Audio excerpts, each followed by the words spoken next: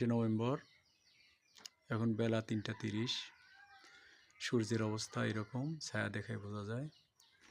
আকাশে চাঁদ দেখা যাচ্ছে। আমি যদি চাঁদটাকে জুম করি তাহলে চাঁদটা এই ক্লিয়ারলি দেখা যাচ্ছে, এই চাঁদের অর্ধেক। কারণ ৭ তারিখ, সাতের 14 দিনে আবার পূর্ণটা হয়ে যাবে, আবার কমতে থাকবে, মানে ৪ ৭ ২৮ দিন।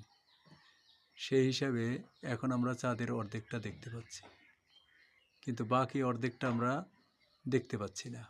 কিন্তু আকাশে সূর্যও আছে, চন্দ্রও আছে, মাঝখানে কোনো বাধা নাই। তাহলে আমি একই জায়গায় দাঁড়িয়ে আকাশের সূর্যও দেখতে পাচ্ছি ডান দিকে, বাম দিকে আমি চন্দ্র দেখতে পাচ্ছি। তাহলে আমার চন্দ্রের অর্ধেকটা কেন দেখা যাচ্ছে না? তার মানে চন্দ্রের যে অর্ধেক অংশটা যে কালো, রিফ্লেকটিভ হয় না, সেটাই আমাদের অর্ধেকটাই রিফ্লেকটিভ অংশ দেখা যাচ্ছে, অর্ধেকটা রিফ্লেকটিভ অংশ দেখা যাচ্ছে না। Thank you.